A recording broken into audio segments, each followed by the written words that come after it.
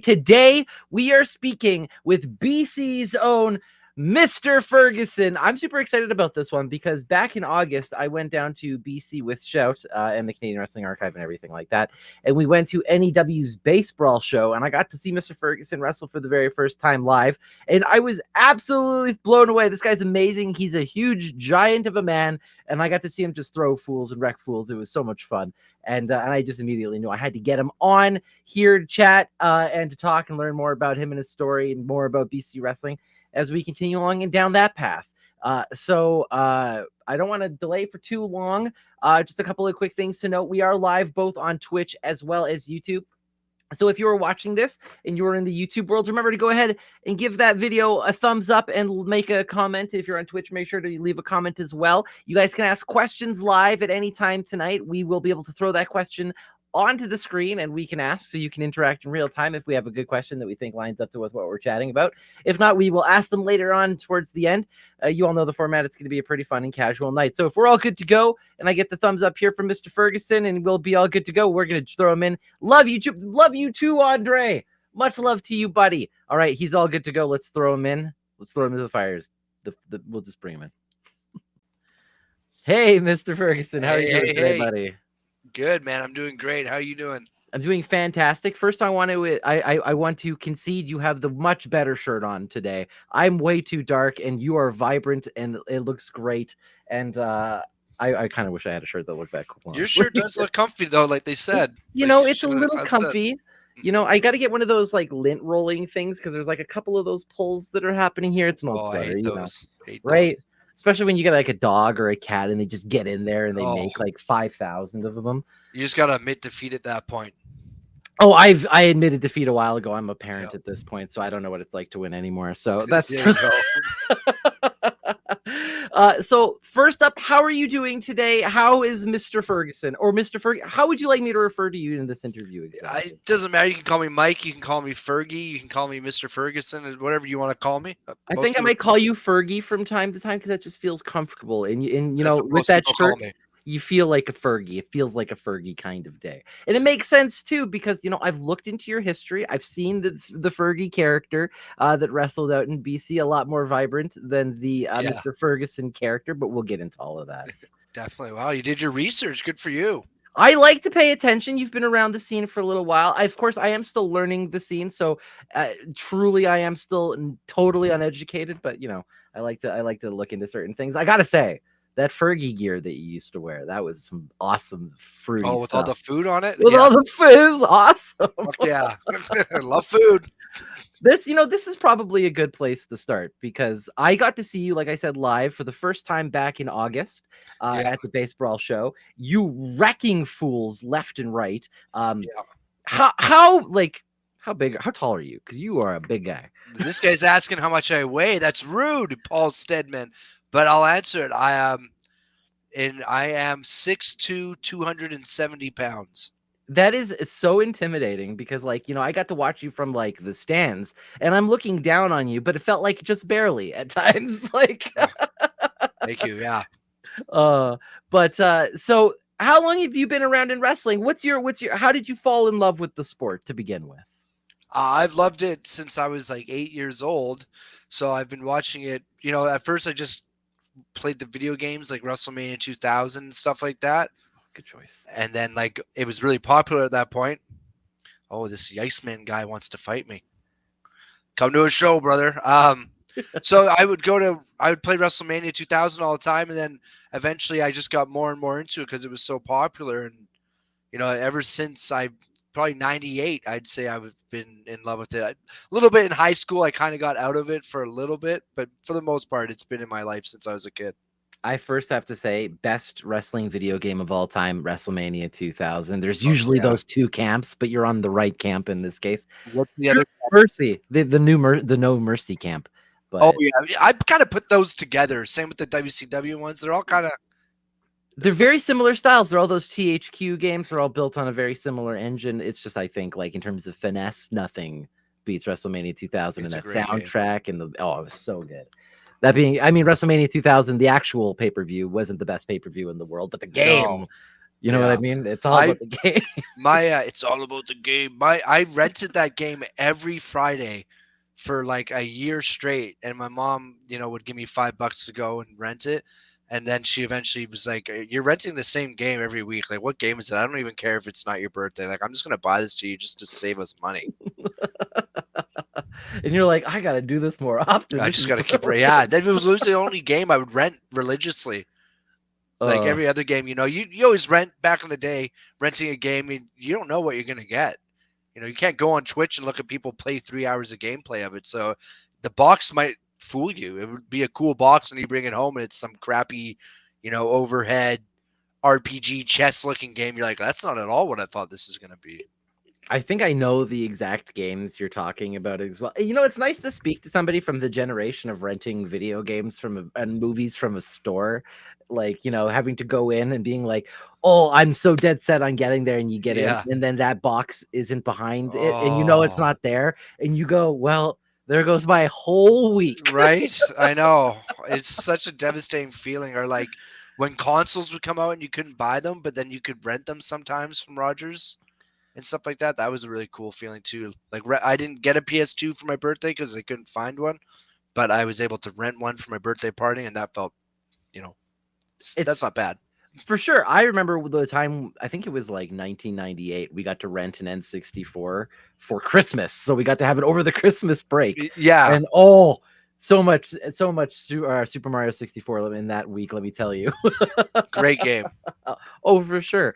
So, I mean, so you play the games, you fall in love with wrestling. Is it like a big influence in like your school, like everybody around doing crotch chops at the time? I assume that was very popular back in the day. Yeah, it was, and then everyone got out of wrestling, and I was the only guy left that liked it. So I would like watch it. I would play with my wrestling figures. I kind of like didn't want people to find out. Like I was kind of like I felt, when you're like 12 and everyone's out of it, you kind of feel like, oh, am I still being like a baby? How come I still love this shit so much? And then I just kept liking it. And then eventually I had really no friends that liked it. They liked like they would watch a match with me here and there, but none of them to watch Raw with or anything like that. And then eventually I got my friends back hooked in it. And then eventually I got into wrestling, and now all my friends love wrestling. Yeah, of course, right? Now that it's kind of in your world. The same thing kind of happened with me as you get to learn more wrestlers and people in wrestling. You just turn out they're the greatest people ever. So you just kind of become friends with everybody. It's the best part. It really is. It's like, holy crap, that like specific weird match I'm talking about where like, all my friends I could be like Mankind versus Undertaker, Hell in a Cell. They're like, what the hell is that? It's like, come on, man. So you're just like, well, which one do you think of when you think of that match? Do you think of getting thrown off the cell or through the cell? What's your fall? I go off is the one that's ingrained in my head, but the through is, I would say, maybe gnarlier. It really lands really gnarly in the through, right? And the chair lands on his head. Mick Foley is just he is literally a human crash test dummy.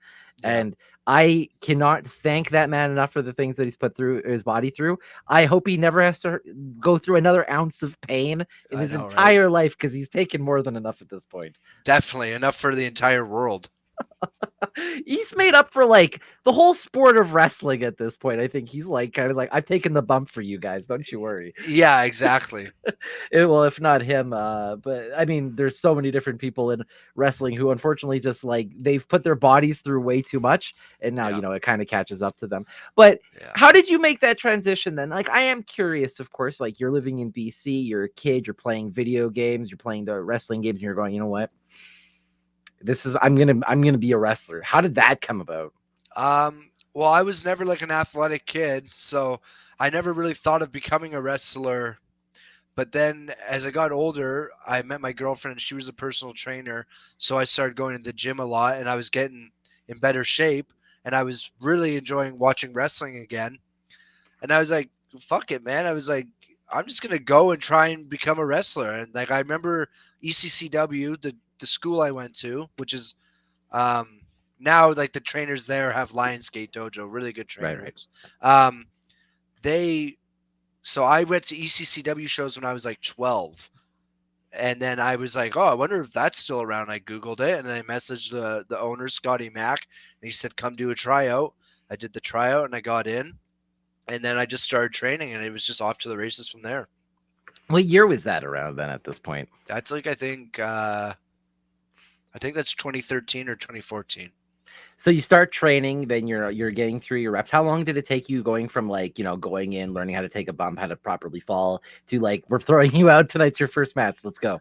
I was 6 months into training, and then it was my first match. I'm a slow learner, so everyone else was kind of getting singles matches, and I got put into a battle royal.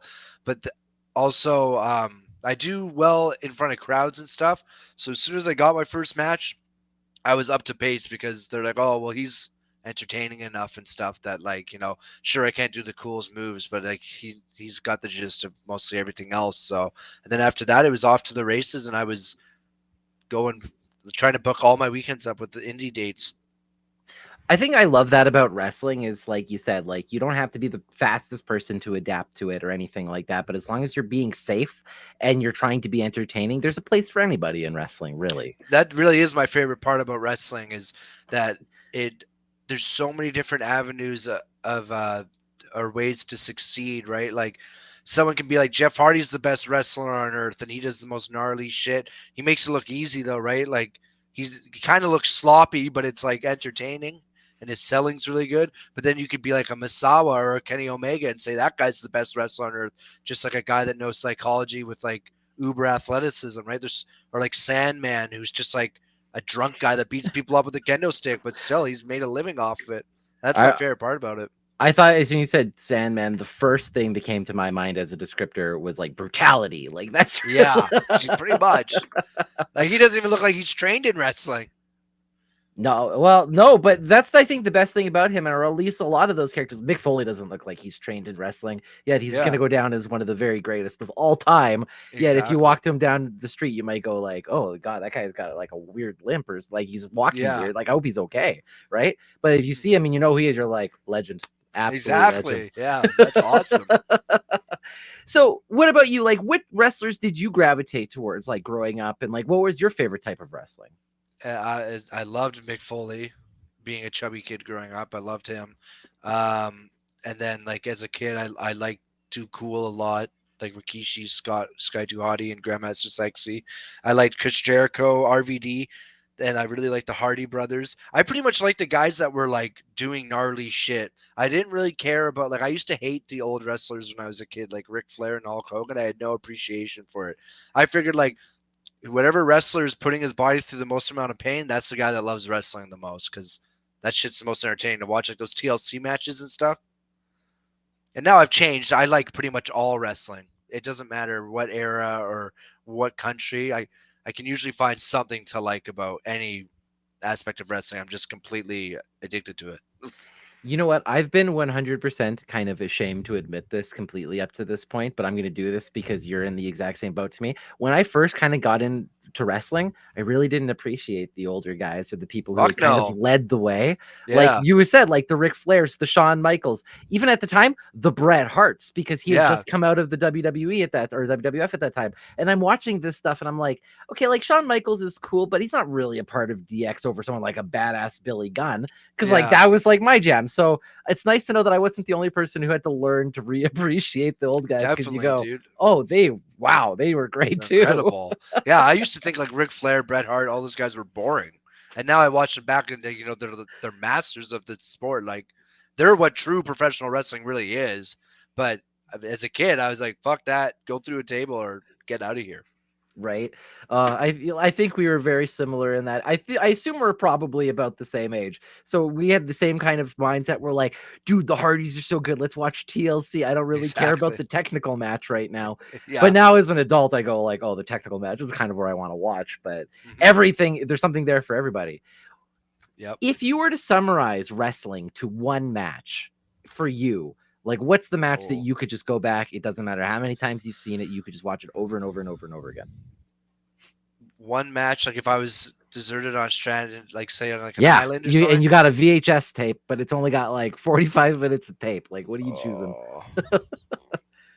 I'll go Omega Okada 2. 2. Okay. That's, well, first up, one of the greatest series of all time entirely. Why about two specifically? What was that Because one I for you? haven't seen the other ones yet. I've only watched the first two, and they've gotten better and better. I'm sure I will love the third one, but I haven't gone back and watched it yet. So I could Like, say three. I haven't seen it yet, but I know it will beat two probably. oh, I completely understand. Yeah, no, those two have put on some of the greatest matches, and I like that it's a relatively more recent one too, right? Because a lot of people might say like they'll go back to the classics, but like the one you just said, that's such a banger, especially for the most recent years. It's an instant classic. For me, I think like if I had to go back and choose just one, for me, I think it would be hashtag DIY versus the Revival Best 2 out of 3 Falls match at NXT Takeover Toronto. Great That match. that match, I can't stop watching that match. Yeah, man, that whole rivalry when it was going down was like, holy shit, this is something special. I love those matches. So you started training in wrestling. You've taken your first match. You're 6 months in. You're into the battle royale. Like, what were you thinking at this time? Like, what was your like ideas in wrestling? Like, because you're new. Not everybody has like a character that's well defined. Really, at this point, you're taking your first match. Like, what was going through your head? A lot of different things. And sorry, am I allowed to swear on here or no? Not super bad, but don't worry about it. Okay, Like, we'll I'm be gonna try fine. and censor myself a bit. Yeah, when I was broke in, you have lots of trainers telling you a million different things, and I was really just like, oh man, I'm trying to please them all and trying to make them all proud. But I wanted to be more serious, so I was trying to I was kind of uh, hurting myself in that way because I'm naturally just a funny dude. But it took me way too long to figure out just be funny. Don't, not everyone can be the AJ Styles as much as they want to be. Someone's got to be like the Otis or whatever, right? You got to play to your strengths pretty much. So I wasn't playing to my strengths. I was trying to be a serious, good wrestler that's move for move, tat for tat sort of dude. And that's just not where I'm going to find the most success. So eventually I transformed into more of just like a brawler, I would say, that's more outgoing and humorous, like adding a lot of humor to my matches. Like I wouldn't say I'm a comedy wrestler, but there's definitely elements of comedy in all the wrestling I do. And I think as soon as I adapted that, my stock rose a lot. I think one of the things that really drew me to you actually when I got to see you at Baseball was your physical comedy and that honestly takes like a skill to have like really good timing in comedy, really to know when to do a certain type of face or how to take a specific bump. You did so good with that kind of stuff. I was sitting laughing, but I was also like blown away because not only are you're making your spots, but you're also like throwing people around and you're also like, you know what I mean? You're crushing fools. So it was a really Thank you, nice man. contrast because like not everybody can especially play like monster enforcer comedy at the same time. So that was Yeah, really it's well kind of done. a weird blend, but it feels natural to me. So I appreciate that compliment, man. Thank you. Oh, you're very welcome. So how did this kind of develop? Because Fergie as a wrestler in one of your older personas versus Mr. Ferguson couldn't be more opposite when you see two pictures of them or really kind of see how they wrestle. But outside of the small comedy spots here and there, like what in being a character, like what do you really enjoy? And like how did you land on these two different types of characters? So pretty much I was Fergie. I had a tag team called the Good Brothers with my buddy, and I was kind of funny there, but we were more just like a serious team. And then we went a bit funny. He broke his leg, and he decided I'm not going to wrestle as much anymore. We broke up, and I went into the Fergie role, which was the fat dance. I would dance a lot in the food singlet, and that was a pretty popular act. And then I would also on the side do a character called Large Sarge, which is like a big boss man character where I'm a border cop. Canadian Border Patrol. Yeah. So that is kind of like I would do that when I had to play a heel character. And then I came back from COVID and the promotion I'm working for now, Nation Extreme Wrestling, they said, we don't want this promotion to look too much like ECCW. Can you turn heel because you were one of their bigger faces? And I was like, yeah, I'm down. I'll do my border cop gimmick. And then I talked about joining my friends group, the Wisemen, who's kind of like a 4 horsemen group. Right. And I was like, well, maybe I could change it. And I'll be like, I just thought of like whatever the Fergie was, Mr. Ferguson will be the opposite. So like Fergie's fun loving party guy, Mr. Ferguson will wear a suit and be a raging dickhead. So I just put on a suit and then, yeah, now I just act like a dickhead. So that's pretty much what I was aiming for. I was just trying to be like the opposite of what Fergie was. it's a fantastic look that you've settled on, especially with Mr. Ferguson, in my opinion, because there's just something about like a big guy in a suit and a bowler tie, and he's got the hat on, and he's got the beard, and it stands out, but in such a great way. Like you definitely get stared at when you're in a lineup. You know what I mean? Thank you. That's also, I ripped that look off. If you look up Big Bubba Rogers, that's Big Boss Man's gimmick before he was the cop. So my career is a lot of just ripping off Big Boss Man. Well, I mean, it worked out really well for him. So clearly, you're coming up with some good things, right? Yeah. I mean, other than the whole like Stephanie McMahon sacrifice angle with the Undertaker. Yeah. Or I mean, Big other than Show that, on the casket. okay, it wasn't all great stuff that I suppose happened with Big Boss Man, Yeah. but it was still pretty good stuff. I mean, like at the end of the day, he was a part of my favorite faction of all time, which happens to be the corporate ministry. So Great theme song for the corporate ministry. mixing both that like dark undertone from like the ministry and then like the corporation with that Evil laugh. Oh man, that was so my good. WrestleMania 2000 theme song all the time. Oh, 100%. For me, it was that or Kane. Like, I just liked Yeah. both of those. Ken Shamrock too. He had a banger theme song. That game was so much fun. I could legitimately talk about it for hours. Speaking of Big Boss Man, will you steal someone's chihuahua and feed it to them? There's some things I don't steal from mine. I mostly just steal the looks. I'm not gonna feed Al Snow a chihuahua. Oh man, I really should go back and rewatch a lot more of those Attitude Eras because it's those small Fuck things up. you forget, right? Because like Yeah. there's a lot of great in the Attitude. There's a lot of really bad and completely tasteless stuff in the Attitude Era now. But like there's those moments where you're like, I forgot about that. That was one of those moments. I know. I go back and I watch them sometimes, and it's like all the Stone Cold stuff is so great, and then it's just like Val Venus talking about getting his pee chopped off. It's like, oh my god. Yeah, that sounds very. You know, it's really great, and I think I love this especially about like the Attitude Era is that when somebody felt important, there was really like an aura about them, right? Definitely, I agree. And it was weird too because somebody who wasn't very important for a long time with the right booking, which I felt was really good in the Attitude Era, really could gain an aura so fast. And they could like become like an actual legit competitor and then kind of move back down. These days, it really feels like, okay, well, we're going to pull somebody up and then it doesn't quite feel right, especially at like the higher leagues. I don't know what it was about the Attitude Era. Maybe I'm just a fanboy. It felt like in the Attitude Era when guys would get over with the crowd that WWE would actually get behind them because like, yeah, we want, to beat WCW. So now it feels like, no, we don't care who you pick. Well, at least I haven't watched WWE in a while. I watched it on pay-per-view, but with Vince, it was like, I'm picking who you guys cheer for, not you guys. It's like, come on, man. Like, he was good at it 20 years ago. After a while, I felt like he wasn't very good at it. I felt like a troll job for a while there, man. Like sometimes it's like, why is Rusev not on TV? Or, like, I still have that concern with AEW. So. Yeah, are we on crazy pills here? Like, where is Miro? This guy should be like a 4-time world champ at this point. My hope is that he will return and he will wreck fools and he will just get all the belts because it's about time. Yeah, seriously, man. He hasn't even had the world championship once. What a shame. He's so good. And he's even better in AEW than he was in WWE, in my opinion. Oh, for sure. Well, he's like so jacked. He was jacked in WWE, but like when he came to AEW, the guy was literally just like 90 pounds of like muscle. Just, and like his everywhere. promos are awesome. Oh, he's so intense, but he's got that. He's the aura. There's a perfect example. Yes, Miro rules. I think everybody can agree with that. I think you'll be hard pressed. I know this guy. There you go. Yeah. No. Miro rules. I'm sad that he's not on TV more. He came on, he lost again, he's gone again. I don't know what happened.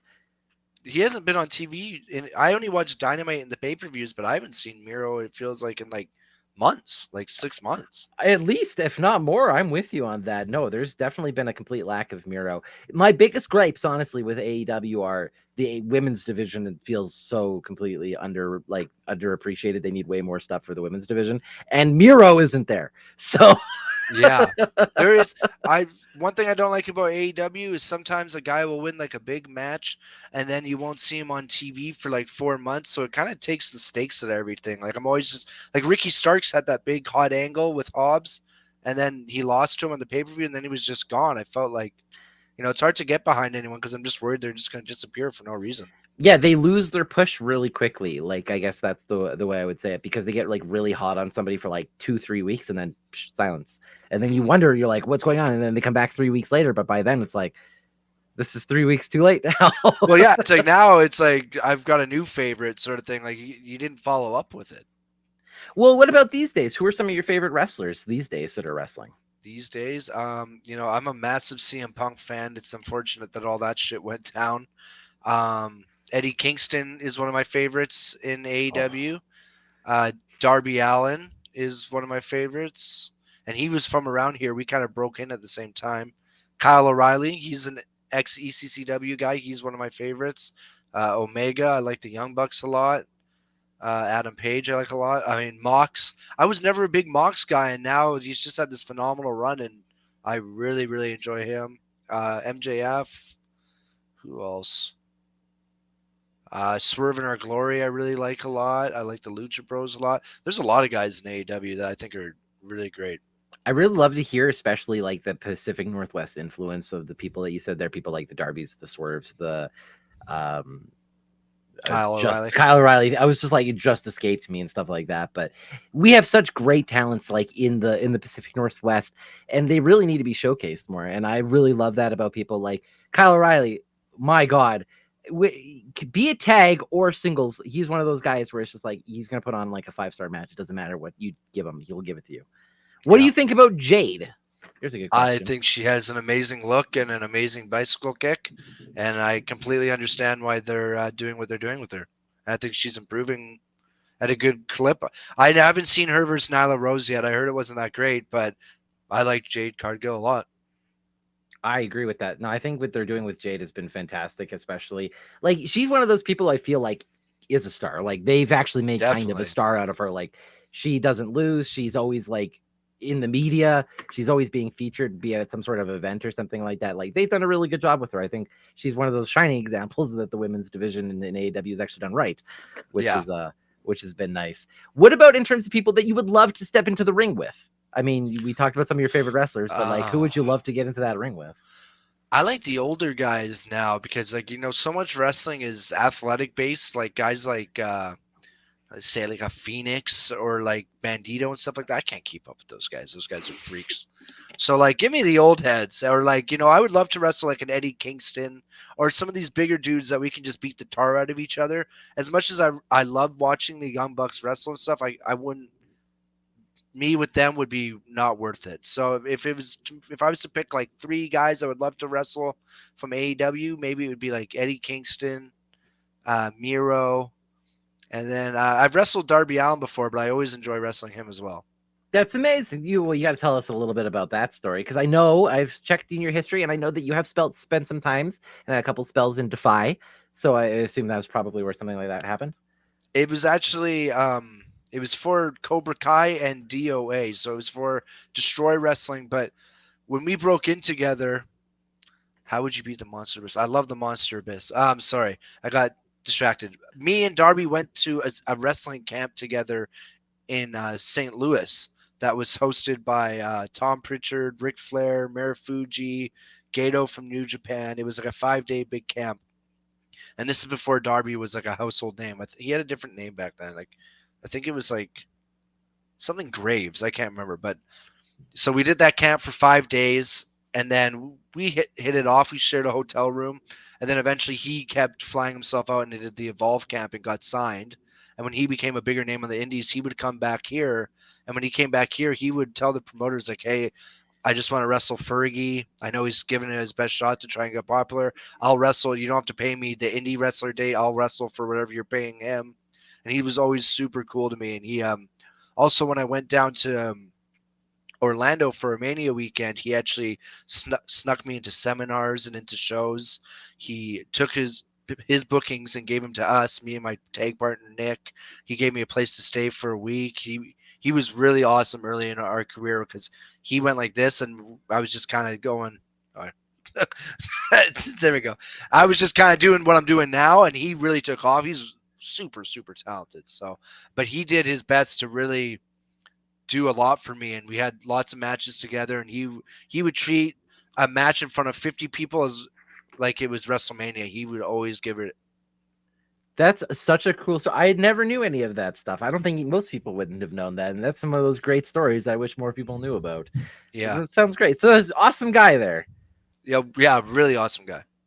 Oh, well, you kind of answered that question a little bit before this, but how would you beat the Monster Abyss? At his own game, black hole slam onto some thumbtacks. So you're not afraid to bleed. Let's just be honest. It will be Abyss that's bleeding, not me. But yeah, I'm not afraid to bleed. You're not afraid to bleed. Do you have like a match that was like so hardcore that you've done that with before? No, I don't usually actually bleed that much in my matches. I have taken thumbtacks and stuff like that, but I've never done anything extreme like the Monster Abyss or anything like that. I want to ask this next question, but just to kind of go to that extreme thing, would you rather take thumbtacks or Lego? Thumbtack or no Lego. Yeah. Lego. Yeah. Okay. What people don't know is the thumbtacks hurt going in, but they suck pulling them out after the match. But it's got what a good photo that it takes at the end of the match. It's an incredible photo. But the Lego, it's just a one and done thing. And I think honestly being like body slammed onto a bunch of Lego would feel better than like, when you step on a Lego on like a hardwood floor. Like that's the worst. I think I would honestly rather get body slammed. All right, here's a quick question here from Wrestling Rodeo. If you could pick a wrestler out of history to wrestle, who would it be? Has to be retired, so no Stung. Mick Foley. No Sting though. I fucking love Sting, or I love Sting. So I'm trying not to swear. But yeah, 100% Mick Foley. Would you try to what would be the story that you would want to tell in a match with Mick Foley, or would you just like to have that experience? A story you could do with Mick Foley. I always thought because his Cactus Jack was like an outlaw cowboy sort of thing, that I would like to wrestle him as the Large Sarge and do fun Western style themed vignettes where I'm chasing him down on like he's running away from me on a train or something like that, and doing like a bunkhouse brawl or something with him. I love would be fun. Everything about what you just said, and I really wish there was more. And I say this as like an Alberta person, so I mean I'm a little bit biased, but I wish there was more country in wrestling, but like Wild West country, like Yeah, right. That would be awesome. Ham it up. Let's make wrestling even weirder. Ham it up. Wrestling, exactly. It could be whatever you want it to be. Make it a cool Southern style show. What was that question there? Mr. Ferguson's Granville Street match for NEW is one of my. Back. If you want some hardcore action. Oh, tell us about this. This was the one that just happened. No, that was Didn't just happen. It happened last January with Elliot Tyler, a very talented young man here. We pretty much had like the first rivalry of this new promotion. So that was our big blow off match. And yeah, there was barbed wire and I think there's thumbtacks in there too. But yeah, we beat the crap out of each other. That was a lot of fun. When you look back on your like history in wrestling, do you have a match that really stands out and like you're like that was my best match? Like I gave it everything. I left nothing on the table. I went out there and I put it all out there. I have different matches that mean different stuff to me. So that one that we just talked about means a lot because it was me coming back and as a heel for this new promotion and like doing the first storyline for the promotion. I was really proud of how we built that feud. But then I have matches where like, I've wrestling Darby Allin was really cool and like a 6-man tag, and the Rickshaw was just cool to see what he's accomplished now.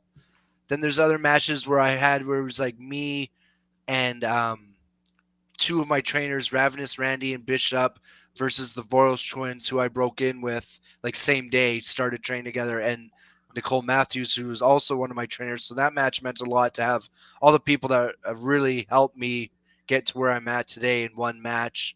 Then I've had matches like tagging with my friend Kenny Lush in Japan. He got me a tour of Japan. None of the matches were like blow away great matches, but they just mean a lot to me. And then matches with my friend Nick Pesky. So I don't really have one, match I really put higher than any other ones, but just matches that mean different stuff to me for different reasons.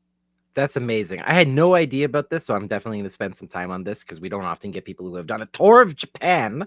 So tell us a little bit about this. How long was your tour? The tour was about 2.5 weeks. So my friend Kenny Lush, he went to Korea with Leatherface, and Leatherface wrestled Mick Foley a lot. He was a hardcore wrestler back then, back in like the 90s. And they said, hey, they want me to do this tour. I can't do it. They want you and me to do it, Kenny. He's like, so you can pick someone. They just want a big dude in Japan. And he said, okay, Fergie, send them your shit. And I sent them all my info and stuff like that. And like, yeah, you're in. So yeah, they flew me out there. They flew both of us out there, and they paid me a decent wage. They paid for all my food. They paid for my hotel and everything, man. It was incredible. It's definitely the highlight of my wrestling career. That's amazing. Did you did you go all around Japan, or were you just in a couple of different cities? I was in Hokkaido. Hokkaido? Hokkaido, it's called. Yeah, and it was like, it's really like a rural part of Japan. It wasn't a lot of city. Like, we spent one night in Sapporo. That was really cool. But most of the time it was like butt fuck town Japan. Like the middle of the boonies, as I would say here in Alberta. Yeah, exactly. It would be like, yeah, like doing like I don't know, like an Abbotsford, the Abbotsfords of Japan, if you remember Abbotsford. The deltas. Yes. just a little too far. Yeah, exactly. Yeah. Oh, did you have some of the Hokkaido milk? No.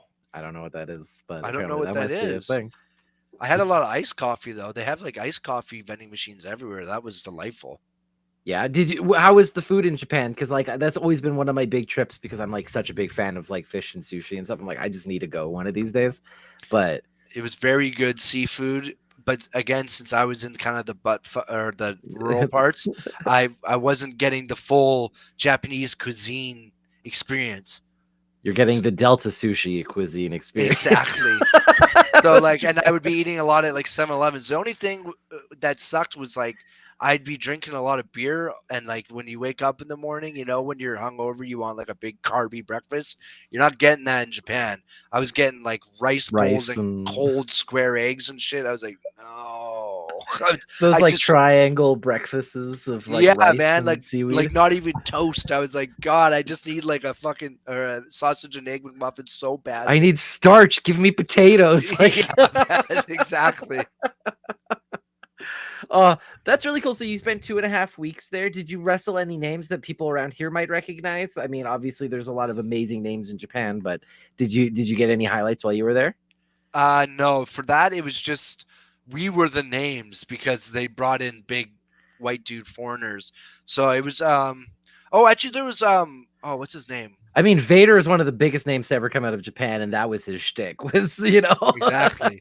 There was a guy, Yakamatsu, who managed Andre the Giant in Calgary for Stampede Wrestling. I wrestled him, and at this point, he was like 78 years old.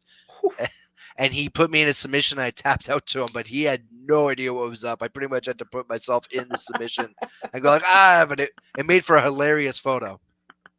Oh, I wish I had this photo. Now this is one of those things I wish I could see. I'll try and find it. I appreciate that. So you've come back now, and you're wrestling now for NEW, and they're doing really great work, and they've just landed their TV deal. So big congratulations, obviously, to NEW Rob and the whole crew out there that's working incredibly hard. And there we go. Wakamatsu legend Wakamatsu. Fucking right, or fudging rights. That guy is awesome. Oh well, yeah. If there's gonna be anybody who knows something about Japanese wrestling, it's gonna be Shout. The guy knows everything, especially about like 90s Joshi. Like, forget about it. He'll know that's everything. Some good stuff. That's the most. Screw Mick Foley. That's vicious stuff. To this day, thanks to Shout, was introduced to Manami Toyota, she is the best wrestler of all time, in my opinion. Yeah. She's so good. She is so good, man. All those women are so good. That stuff is kind of hard to watch sometimes. Like, they are so violent. Oh, Bull Nakano was just wrecking people. Oh, I love her so much. Oh, man. Great taste, Shout out to Cloud. Right. Oh, he'll sometimes he'll stream and he'll do things upon like Mid-South wrestling, like old, like I love Mid-South. Right. Oh, just so good. Oh man. We should hang out one of these days, and I feel like this would be fantastic. Have a couple drinks, eat some wings. This will be fantastic. Next time I'm in BC. Preaching to the choir. I'd love to. I love nothing more than smoking weed, drinking beer, and watching wrestling. I like that more than wrestling itself. Literally my Canadian partner over here, everybody. This is my guy. Over here. This way. There we go. So outside of Vancouver, because I don't want to set your aspirations obviously too high. Everybody loves doing what they're doing. NEW's doing great stuff. But like, let's say you're pulled out one week. They're like, you're gonna have the match in AEW. Who do you want to wrestle tonight? Like you said, you've had a couple of people. You said Darby. You said Eddie Kingston. You know, you've got a lot of really great choices there. But you get to choose one. And it's like, you're wrestling. You're going out there tonight. Who you getting? I'll do Kenny Omega. Well, you're at that point. You're like, screw it. I'll take it the champ. Well, yeah. I mean, if anyone's going to carry you to a great match, it's that guy. I'll tell him straight up, hey, I can't go 30 minutes or like Daniel Bryan. Here's my footage. Do what you can with it. And I guarantee you he could, even if I was sleeping, carry me through at least an okay match. That match he had with a 9-year-old girl, I honestly was better than most matches I'll see on TV any day. Like, you know what I mean? It's so good. Yeah, he's way too good.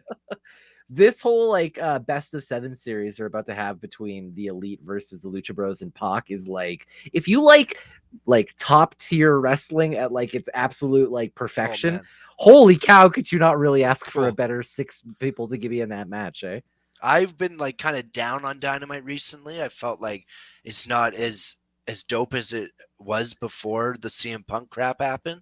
But then as soon as I saw that was announced, I'm like, that's how you get me back stoked for Dynamite every week. I get to watch those guys rip it up. Oh, and you know they're going to get at least 20, 25 minutes an episode, right? Like easy. It's going to be, and it's chaos, and they're going to do crazy things. Oh, like, yeah. How are they going to outdo each other? That's the crazy part. I legitimately don't understand how those 6 people have like become so good at what they do, because like Pac, and I mean, a lot of people might look at that and be like, Pac doesn't deserve to be there, but he does. And he's, in my opinion, just as good of a wrestler as Kenny Omega. I don't think he cuts quite as good of a promo, but he is one of the only people to have a pin or win a victory over Kenny Omega in AEW since the start for a reason. Definitely. So I think good. Pac's one of my favorites of all time. I think he might be my favorite light heavyweight wrestler of all time. He's an incredible talent. He fits right in with all those guys. All those guys are like S-tier wrestlers, in my opinion.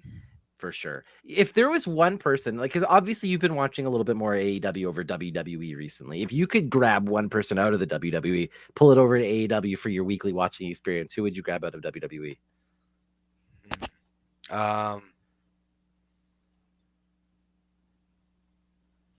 That's a good question. They do have some really good guys there. I still try and keep up with WWE. Like, I could say Sami Zayn. Oh, cool. But then it would feel wrong to have him apart from Kevin Owens. Right? Or even like the Bloodline right now. It's just like, you don't want to take him out because he's so good with what he's doing. I'll say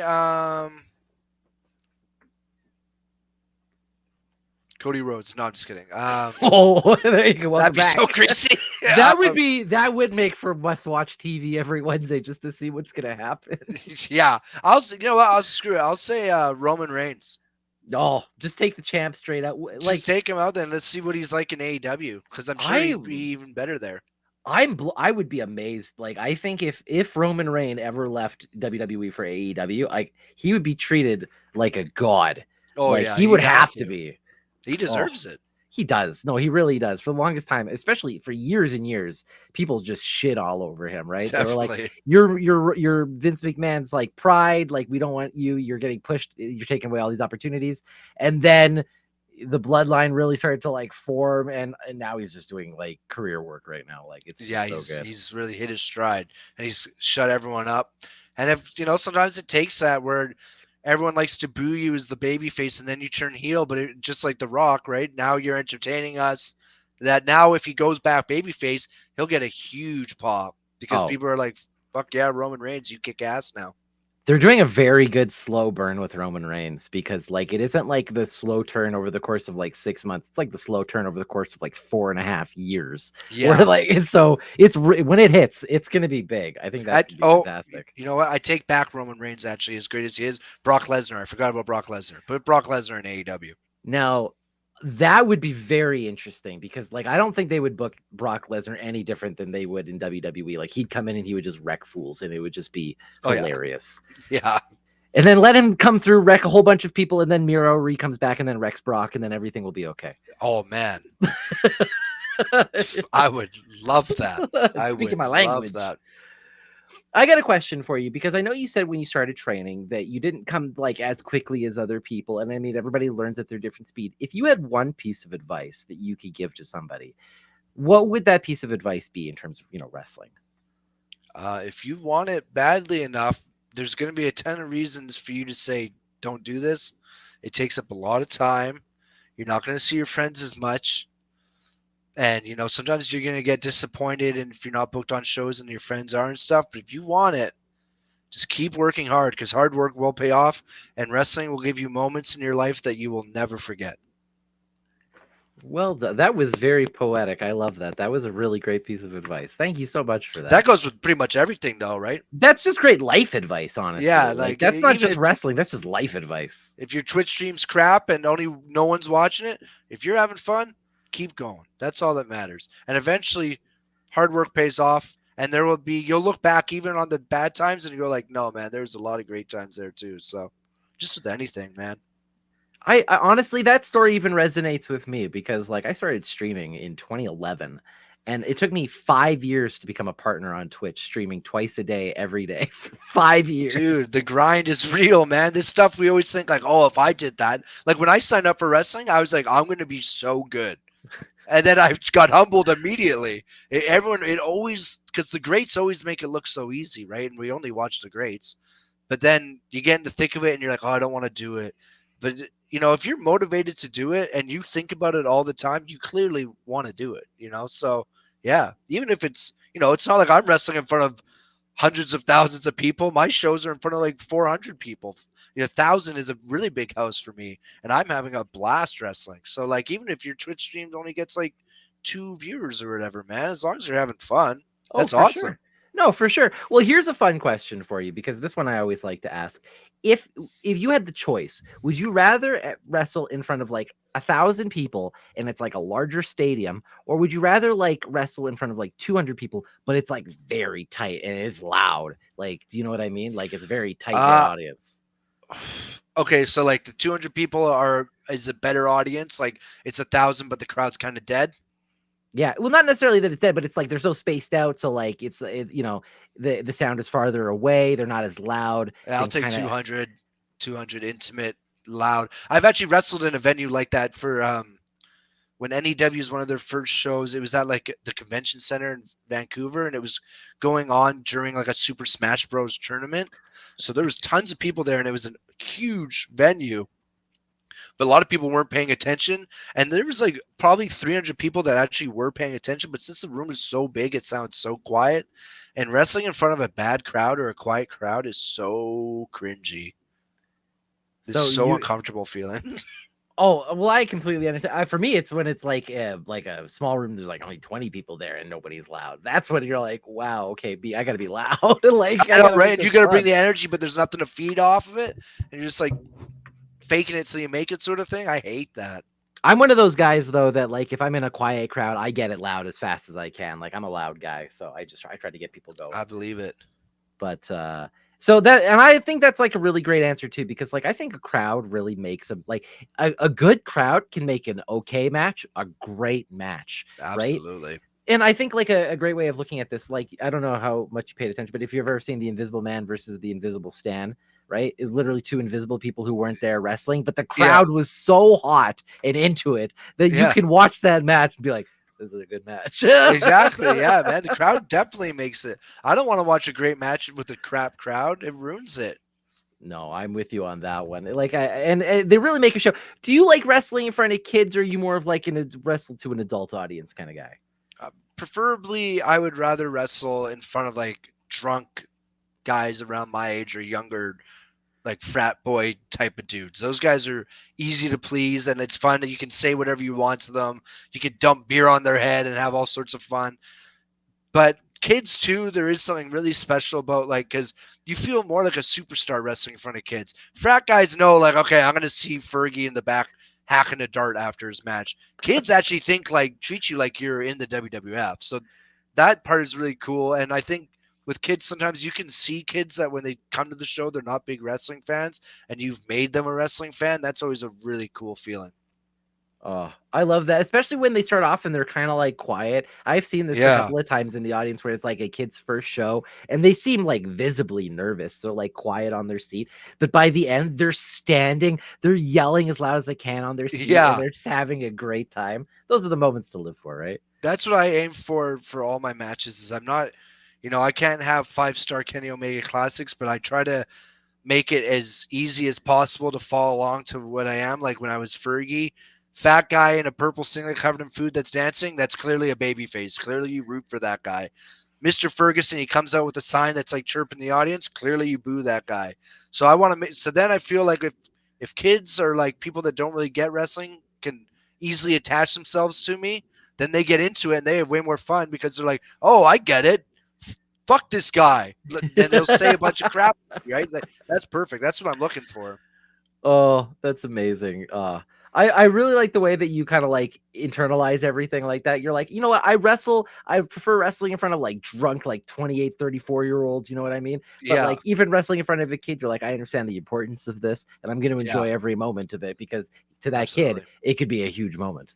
Oh, I was 10 years old watching wrestling shows and I remember being in the front row, like, and I had seen WWE at that point, and indie wrestling felt it didn't feel cooler. Like WWE felt way more big time, but ECCW when I was a kid felt really cool. Like table parts are flying at your face, or you're having to move out of the way of wrestlers diving. You can't get that at the big shows, right? So that part is like, holy crap! Like you actually feel like this is like risky stuff, and like your parents are like, move out of the way. Like it's really exciting. So I always try to bring the positivity to this channel here when we're talking about wrestling because it's a lot of really good stuff. But a fun question I'd like to ask: what is your least favorite part about wrestling? My least favorite part about wrestling, the cardio drills and training, or the pain that it's a pretty painful thing. Well, I think cardio and pain are pretty much the same thing. Yeah, opinion, so. I would rather take a choke slam onto thumbtacks than do cardio drills in wrestling camp. Oh, well, what's your least favorite thing to do for cardio? Is it like 30-second bursts, or are you getting on that treadmill for like 40 minutes and hitting like a 10K and trying to do hard? I don't mind doing cardio when I'm by myself. I hate cardio wrestling drills because I'm having to jump over people and I'm a big fat bastard. So I'm always scared I'm going to hurt someone. So like there's this drill called the fives drill. And if anyone at Lionsgate Dojo is watching this, they know I absolutely hate this drill. So you pretty much, you Irish whip the guy to the ropes 5 times and you're just following along with them doing the throwing. Then you whip reverse. Now you're running the ropes while they hold on to you. And then you do drop down leapfrog, which you know what that is? Yep. You do that, and the guy's running over you and under you. Then you get up, and you're running over him and under him. Then you go in the corner, and you know the up and overs when the people run into go up and over. Yeah, you have to go under 5 times, and then you have to do the up and overs 5 times. It's so tiring. Some people in our class can do them for 10s. Like Travis Williams, he does 10s. It's just awful. So that I don't want to do ones. That sounds terrible to me.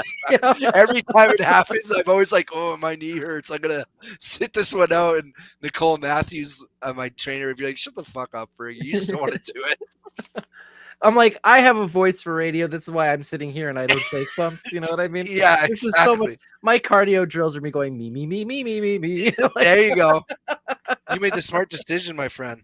Right? Like I actually enjoy going for runs and stuff and like exercising on my own, but just the fives drill because everyone has a different pace, right? I can kind of, if I've had a hard day at work, I'll go for a shorter run. But when you go to wrestling class, they don't care what you did during the day. And like you're with a bunch of really in shape people. It's like, man, forget this. I'm out of here. I'm going to create some locker room heat for you. Okay. This will be the heat question I'm going to ask you. Who could do the most in drills? Like who's the person who like you run everybody as long as they can go? Who's the last to fall? Who last to fall in a cardio? I'm first to fall, so I'm not, I'll take that. You spot. And me will be in the back. We got the chicken wings waiting for us. We know what's going on. We'll get seats at the bar. You're just like, you guys, you do this. We'll be over here. You don't show up for like 2 hours later.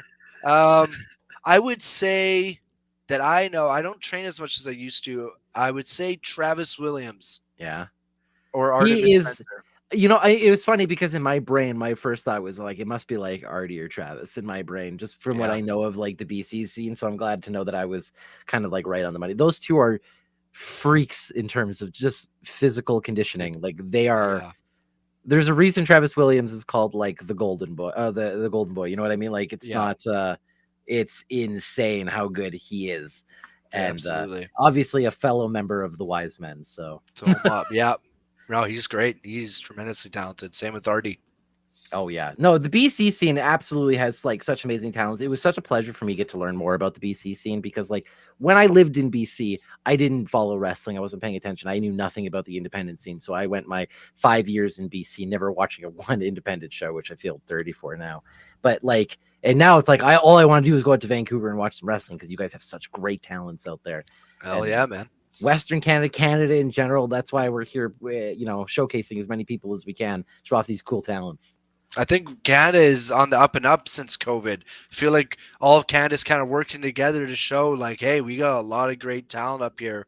It's not some black hole, like you guys in Alberta, you got like MRB, heavy metal, Yeah. MRB's brother, like, and Crow, yeah. yeah, Crow, and just like there's tons of guys there. And then Ontario, they got like Mark Wheeler and Taylor Rising, and so it's cool to see that, like, and Joey, yeah. especially NEW was bringing a lot of the guys in.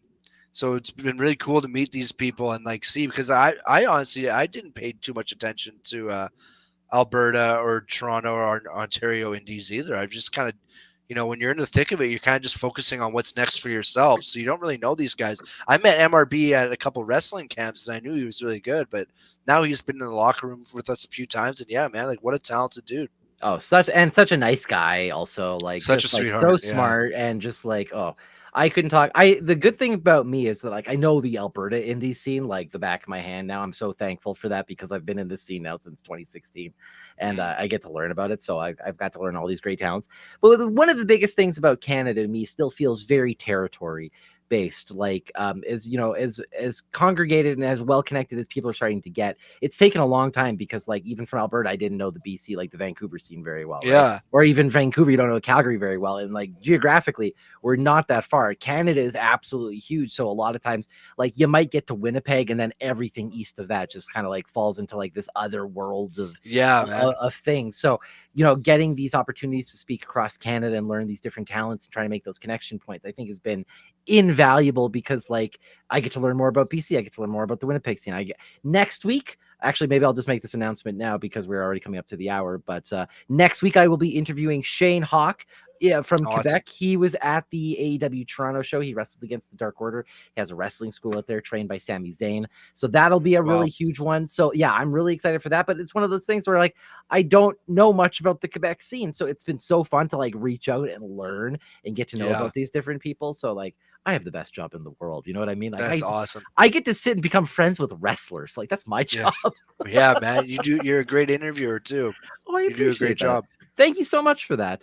But like, I don't want to keep you for too long here, so we'll probably just wrap up with a couple of other quick questions here, some rapid fire ones, fun ones that I like to ask here. Now, last week, I will just be honest, we were let down entirely by Evan Rivers, the champion for NEW, because he has never once watched Ready to Rumble. So we have to make up for it a little bit here today. So what? There you go. What inspiration have you drawn from the all-time classic Ready to Rumble movie starring Sting in your wrestling career? Thank you. Sean knew exactly what I was doing. Dude, I love Ready to Rumble. It's one of my favorite movies. I've seen that movie so many times. I'd say my main inspiration is if I'm drunk with my friends and get a Slurpee, I'll put my fingers up my ass and say, does this Slurpee smell like shit? No, I'm just kidding. It smells like my butthole. My brother legit used to do that to me all the time. And as like an idiot 3-year-old or no, like 8-year-old kid, I'd be like, every time I'd fall for it. So no, I would say my main inspiration from that, I don't even know what inspired me from it more than just like, what a great movie. Like, it's I guess just a great movie, really. I guess it could show you that, like, hey, look at those guys made it.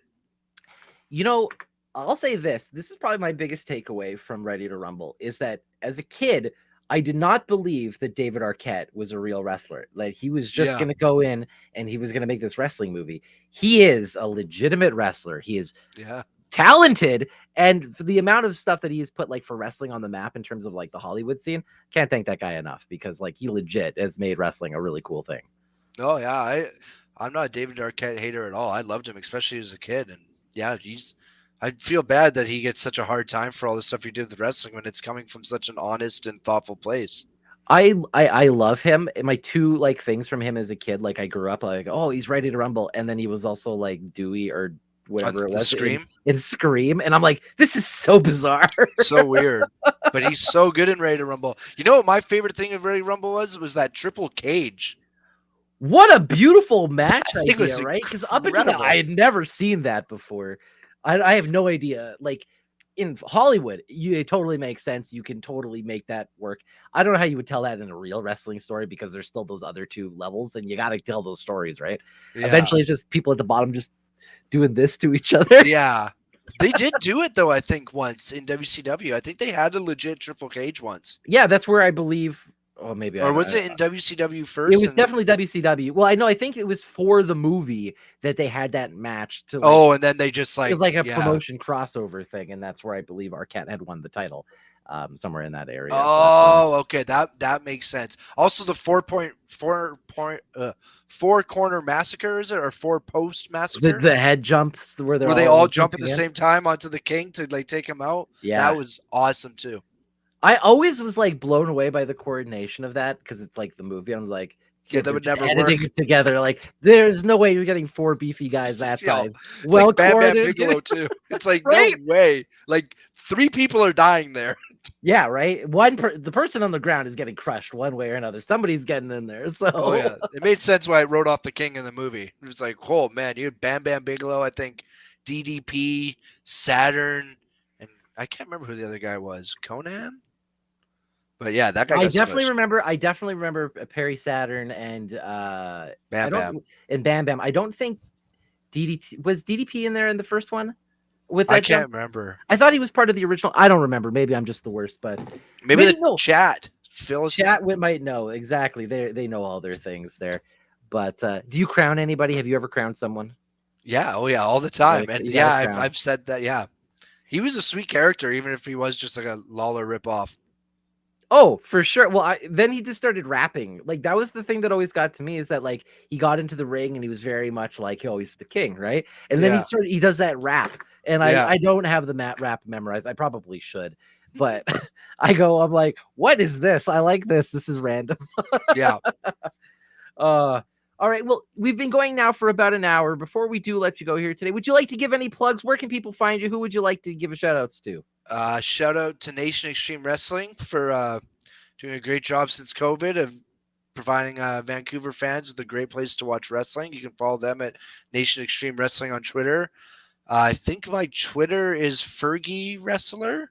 I think that's my Instagram too. I'm pretty bad at the social media plug stuff, but yeah, you should be able to find me on there. And then my YouTube is also, I think, Fergie Wrestler if you want to watch any of my matches or anything like that. And send me a DM. My DMs are always open if you want to chat or anything. Fantastic. Well, thank you so much for joining me here today. Would you like to give any parting wisdom or words before we let you go? Like we were saying before, man, times are tough for people and sometimes you get in a rut. Find what makes you happy, and no matter the amount of success it brings you right away, if it makes you happy, it's worth doing, and keep your head down and find the joy in it. And best of luck to everyone. That was amazing. Thank you so much. Look at this. There you go. We'll make sure Fergie socials are in the description and everything. Thank you, buddy. Is that the guy from Twitter? The Canadian Wrestling Archive? Yeah. I think I follow him on Twitter. Well, that's awesome. Yeah. No, yeah. We run the Canadian Wrestling Archive. I'm a big part of that here as well. And then Shout as well does the Canadian Wrestling Archive stuff. I want to give a big plug and thank you to Shout and the Canadian Wrestling Archive. They've done so well. They took over, we all took over the Canadian Wrestling Archive about a year and a bit ago, rebranded it. And since then, we've become a YouTube partner. He has done so well in learning the algorithm and how to do proper uploads and what people want and like how to do. He does so much work. So a huge thank you to the Canadian Wrestling Archive. Yeah, thank you guys. That's so good. That is awesome that you guys do that. That's, a thankless job. because I'm sure I'll subscribe to you guys right after we're done doing this. Because yeah, I follow him on Twitter, or I guess you guys on Twitter. So that's awesome. Yeah, we got so lucky now. We're at about 160,000 views or something on YouTube now across all of our different videos. So trying to bring that love of Canadian independent wrestling out to people. So that's the big one. Greatly appreciate, man. Greatly appreciate. I'll share all your stuff when I'm off this video. Appreciate that, man. Well, thank you. And you have yourself a wonderful night. I will push you back here into our, what I'm going to call our parking lot Okay. for right now, but you're free to disconnect after this and I'll send you a message afterwards. Okay. Sounds good. All right. Have yourself a wonderful day, buddy. You too. Take care. Cheers. All right, everybody. First up, I just want to say thank you once again to Mr. Ferguson for joining me here today. This was such a fun little chat. I always love learning more about the BC scene. Excuse me. Imparting wisdom. Obviously, the guy had a great way of learning and loving wrestling and talking about it. I had such a great time. Seriously, that was so much fun. I hope you all did as well. Next week, we will be having our interview with Shane Hawk, as I said. Now, this is obviously one of our Quebec wrestlers here. Where's this thing? I'm trying to pull up my stuff. Here it is. Put it up right here. So we will have a special start time next week. It will be at 6 p.m. Mountain, 8 p.m. Eastern, 5 p.m. Pacific, because we're going to be, obviously we want to make sure that people in Quebec can listen and enjoy as well, because it is our first I don't know words. We're going to Quebec for the first time here at WrestleSode, and I'm super excited to learn more. So that should be really exciting. Obviously, I got to see Shane Hawk live. So did the Canadian Wrestling Archive when we went to AEW Toronto, and he had a match against the Dark Order, and it was a lot of fun. And so I got to reach out to him, and I get to learn a lot more about the Quebec scene next week, which I'm so excited for. And I hope you all get to enjoy this as much as I do. So I'm done for the day. I hope you have yourself a wonderful night. Thank you again for showing up and chatting and asking questions and being just lovely people. I hope you all have yourself a wonderful night. Also, plugs, if I have any. Remember to follow the Canadian Wrestling Archive. If you are watching this on YouTube, please remember to hit that like button. I know you don't think always that the thumbs up does a lot, but it actually does so much, and it's super important. So please do that. Give it a thumbs up. Leave a comment, a rating, review, anything you'd like to do as well. So have a wonderful night. I'll talk to you later. I can't talk anymore. I'm done. I've had such a long day. All right. Bye, everybody. Love you. Bye. I'll do a video out. Hold on. Where's my ending? All right. There we go. Stream ending.